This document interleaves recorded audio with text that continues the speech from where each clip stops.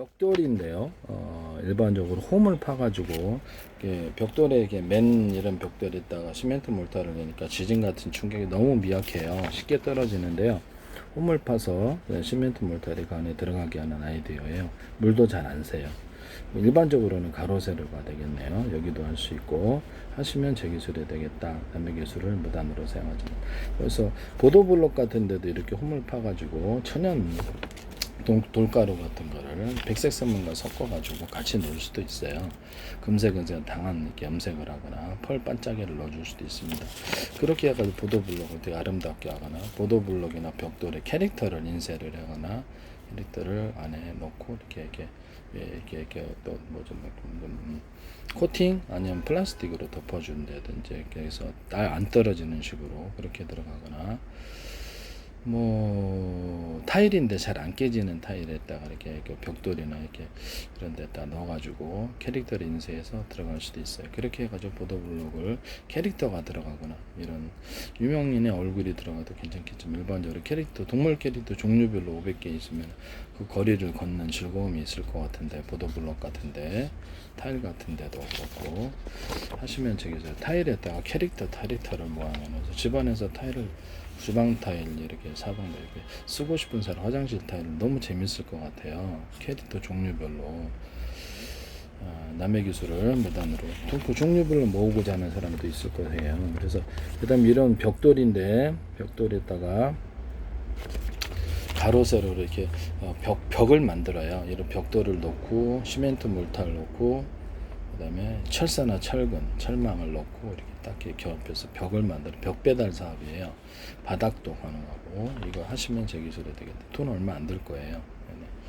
그래서 나중에 또 이것을 벽체를 이렇게 바닥 또 이렇게 옆에 이렇게 좌우에 이렇게 세워놓고 이것을 약간 지진 같은데 취약할까봐 불안해하는 사람들을 위해서 이것을 콘크리트, 시멘트, 콘크리트 철골을 이용해가지고 철골을 이용해서 넣어주고 콘크리트와 같이 이것들을 벽체들을 결합하는 그런 결합하는데 드는 시간은 얼마 안 들거든요. 그렇게 해가지고도 건축을 이렇게 올릴 수도 있습니다. 하시면 되게 소리 되겠다.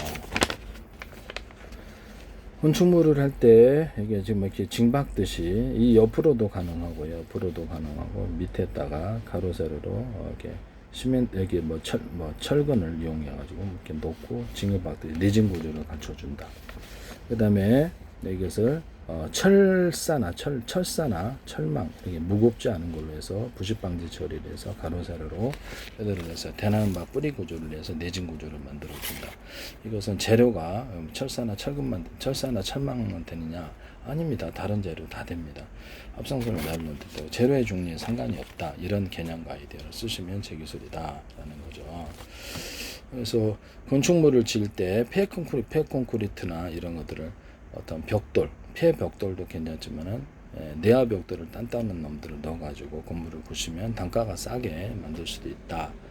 그리고 이게 자갈들이 둥글둥글해갖고 이게 서로 이렇게 강하게 둥글둥글한 것보다 홈을 파가지고 자갈들이라든지 이런 것을 넣어서 하거나 이렇게 그렇게 만들 수 있다. 또는 자갈들이나 천연 돌들을 금색에서 당한 염색을 해서 펄 반짝이도 들어가고 시멘트 몰타에다 펄 반짝이 넣어주거나 천연 돌들을 금색에서 당한 염색을 해서 백색 세면 시멘트 몰타에 넣어서 건축물을 아름답게 만든다.